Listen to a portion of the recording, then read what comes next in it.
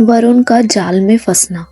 वरुण इस वक्त न जाने कौन सा मकसद लिए सुमेरा गांव में आया है और इस वक्त वह सरपंच कालीचरण के घर में बैठा है। उसकी बेटी श्रेया की बेमिसाल खूबसूरती में उलझा हुआ है। दोनों आपस में बातें कर रहे थे और तभी उन्हें एक चीख सुनाई देती है और श्रेया एकदम से खड़ी हो जाती है और कहती है, ये तो मम्मी की चीख है। श्रेया, माँ, माँ कहाँ हो आप?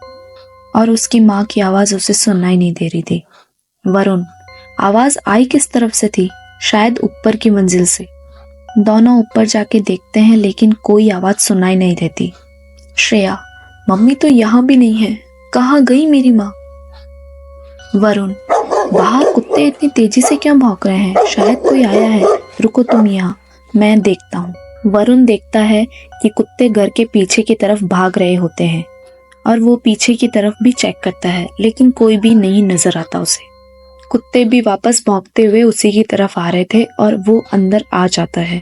अंदर आकर, श्रेया, श्रेया। फिर वो हर जगह चेक करता है लेकिन श्रेया कहीं नहीं थी। वरुण, अब ये क्या हो रहा है? पहले सौम्या देवी कहाँ और अब श्रेया भी कहाँ चली गई? ये हो क्या रहा है? अकेले घर में वो काफी डर गया था। उसे बार बार ऐसा लग रहा था कि उसके पीछे कोई आ रहा है। फिर वो सोचता है कि मुझे इस घर से बाहर निकल जाना चाहिए। जैसे ही वो आंगन में पहुंचता है तो कुत्ते भौंकने लगते हैं। वरुण, ये क्या नया ड्रामा है? मैं तो यहाँ फंस ही गया हूँ। अंदर मुझे डर लग रहा है और ये बाहर कुत्ते मेरे स्वागत के लिए खड़े हैं। वरुण, शायद मैंने यहाँ आकर कोई गलती कर दी है। अब क्या करूँ मैं? श्रेया, श्रेया, सौम्या आंटी, आप कहाँ हो? उन दोनों को पुकारता हुआ अंदर की तरफ जाता है। अब तो बैग उठा के कोई रास्ता ढूंढना होगा बाहर निकलने का। वो बैग लेके जैसे ही निकल रहा होता है, टेबल पर पड़े चाय के कप पर उसकी नजर जाती है जो टूटा पड़ा हुआ था और जिस पर कालिक जमी हुई थी। उस चाय के कप को देखकर ऐसा लग रहा था मानो वो बहुत सालों बाद यूज किया गया हो और उसे देख के वरुण हैरान रह गया और उसने एक पिक्चर क्लिक कर ली। वरुण एक भयानक समस्या में फंस चुका था। बाहर वो जा नहीं सकता था कुत्तों की वजह से। दूसरी तरफ इस वक्त शक्ति पूरा काम निपटा कर अपने घर आ चुका था और घर पर प्रताप और उसकी माँ को देखकर, अरे वरुण सर कहाँ चले गए? क्या वो चले गए? प्रताप, हाँ यार वो चले गए। मैंने उनको खूब रोकने की कोशिश की लेकिन वो नहीं रुके। शक्ति, और तुम दोनों ठीक हो ना? तुम लोगों को अनिरुद्ध ठाकुर के आदमी कोई धमकी तो नहीं देके गए ना? प्रताप, ऐसा कुछ नहीं है। शक्ति, चलो ठीक है, पर तुम्हारा चेहरा उतरा हुआ क्यों है? कोई बात है क्या? अरे भाई, वो दरअसल वरुण यहाँ से बहुत गुस्से में गया था। बोल रहा था कि वो अनिरुद्ध ठाकुर और उसके आदमियों को देख लेगा, प्रियंका और उसके बच्चे को सही सलामत वापस लेकर आएगा। मुझे लगता है वरुण की जान खतरे में है। अगर उस गांव में जाके उसने अनिरुद्ध ठाकुर और उसके आदमियों को कुछ भी बोला तो उसकी जान तो खतरे में हो सकती है। शक्ति, क्या कह रहे हो? तुमने उसे रोका क्यों नहीं? उसे बताना चाहिए था कि अनिरुद्ध ठाकुर कौन है और वो क्या क्या कर सकता है। और बेचैनी से वो खड़ा हो जाता है। शक्ति की माँ, अब हम क्या करें?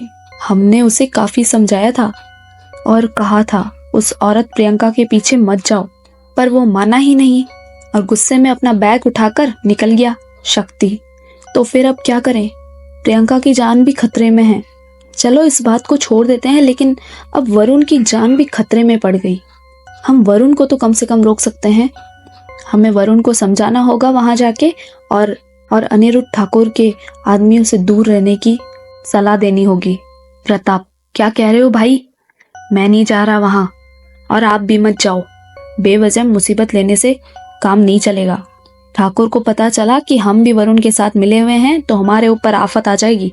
शक्ति, तो कोई बात नहीं, तुम मत चलो, मैं जाकर आता हूँ। शायद वो कालीचरण के घर पर होगा अभी। शक्ति की माँ, ठीक है तुम वहां हो आओ, लेकिन और किसी मुसीबत में टांग अड़ाने की जरूरत नहीं है तुम्हें। शांति से वरुण को समझाना, वो समझ जाता है तो ठीक है, नहीं तो तुम वापस चले आना। शक्ति, तो मैं निकल रहा हूँ। प्रताप, तो रुको, मैं भी चलता हूँ। अकेले जाके वहां क्या करोगे? फिर दोनों वहां से निकल जाते हैं। शक्ति, प्रियंका के पति हेमंत सिंह के ढूंढने की बजाय अनिरुद्ध ठाकुर बीच में टांग अड़ा क्यों रहा है? आखिर ये चक्कर क्या है? प्रताप, देख भाई, ये सब कुछ सोचने की जरूरत नहीं है तुझे। शक्ति, तो हमें प्रियंका के ससुराल वालों से एक बार मिल ही लेना चाहिए। प्रताप, चलो ठीक है, वैसे मैं ताई जी से भी पूछ लेता हूँ। शक्ति, अरे क्या कर रहे हो? माँ को क्यों परेशान कर रहे हो? मैं तो केवल तुमसे पूछ रहा था। दूसरी तरफ इस वक्त सुमेरा गांव की एक पुरानी हवेली में बहुत लोगों की आवाज गूंज रही थी। कालिया अपने आदमियों के साथ वहां आया हुआ था और उनके साथ बहुत सारे मजदूर भी आए हुए थे। कालिया, तुम सब जानते हो कि ये ठाकुर साहब के परदादा की हवेली है और काफी समय से बंद पड़ी है, पर अब ये बंद नहीं रहेगी। तुम सबको मिलकर इसकी रिपेयरिंग करनी है ताकि ठाकुर साहब का जब भी मन करे वो यहाँ रहने आ सके। वरुण, कालिया, एक बात समझ में नहीं आई, तुम्हारे ठाकुर साहब को इस हवेली की जरूरत कहाँ पड़ी? क्या है आखिर इस हवेली के अंदर? क्या कोई खजाना है क्या इसके अंदर जिसको वो ढूंढने की कोशिश कर रहे हैं? कालिया, तुझे अपना दिमाग चलाने के लिए किसने कहा है? तुझे पैसा मिलता है ना ठाकुर साहब की सेवा करने का, तो इतना ही बहुत है। कौन सा काम क्यों कर रहे हैं तुझे जानने की कोई जरूरत नहीं है। आ गई तेरे बात समझ में? बबलू, जी आ गई बात समझ में। पर कालिया, मैंने सुना है इस हवेली में से चीखने, चिल्लाने और रोने की आवाजें आती हैं और कई बार इस हवेली के छत के ऊपर किसी को घूमते हुए देखा है गांव वालों ने। ऐसे में ठाकुर साहब कैसे रह सकते हैं यहाँ? कालिया, जिसे यहाँ रहना है वो अपने आप देख लेंगे, तुम अपना काम करो। कालिया पूरी हवेली को अच्छे से देखता है और तभी उसे एक आकृति बनी हुई नजर आती है छत पर। वो फौरन वहां से बाहर निकल जाता है। दूसरी तरफ इस वक्त गांव परवान, अजी आप कुछ करते क्यों नहीं हो? 3 महीने होने वाले हैं हमारी बेटी प्रियंका को गायब हुए, उसका अभी तक कोई अता पता नहीं है। रामा अवतार, तो फिर बताओ अब मैं क्या करूं? हर जगह तो उसे ढूंढ लिया गया है। हर किसी का कहना है कि वो नदी में बह गई जब वो खेतों में जा रही थी। सुषमा, मुझे तो लगता है हमारी बेटी को उसके ससुराल वालों ने मार के नदी में फेंक दिया और अब बेवजह बहाना बना रहे हैं कि वो खेत में जाते वक्त बह गई। रामा अवतार, पर वो सारे लोग तो यही कह रहे हैं ना, तो अब पुलिस भी क्या कर सकती है? सुषमा, कहीं ऐसा तो नहीं कि हमारी बेटी की बलि चढ़ा दी गई हो और उसे नदी में बहा दिया गया हो? रामा अवतार, पर सारे बड़े लोगों का यही कहना है कि नदी में बह गई प्रियंका, और अब हम क्या कर सकते हैं? और ठाकुर साहब से कौन बहसबाजी करे इस मामले में? अगर उनकी बात हमने नहीं मानी तो अभी तो हमारी सिर्फ बेटी गायब हुई है, वो हमें भी गायब करने में टाइम नहीं लगाएंगे। बिरजू, जब तक मुझे नहीं पता चलेगा कि मेरी बहन को किसने और कैसे मारा तब तक मैं शांत नहीं बैठूंगा। बिरजू लठ उठाकर प्रियंका के ससुराल की तरफ चल लेता है। रामावतार भागकर उसका हाथ पकड़ लेता है। बिरजू, पिताजी आप मेरा हाथ छोड़िए, मैं रुकने वाला नहीं हूँ अब। रामावतार, ठीक है, तुझे जाना है तो जा, लेकिन लड़ाई झगड़े मत करने जा। बिरजू, तो फिर क्या करूं? आरती उतारूं उनकी जाके? रामावतार, तू गांव वालों से जाके प्यार से बात कर, प्यार से निकलवा उनसे जो कुछ भी निकलवाना है। बिरजू कुछ सोचता है और फिर कहता है, ठीक है पिताजी। तो दोस्तों, अगले एपिसोड में देखिए कि कैसे बिरजू अपनी बहन की मौत का पता लगाता है।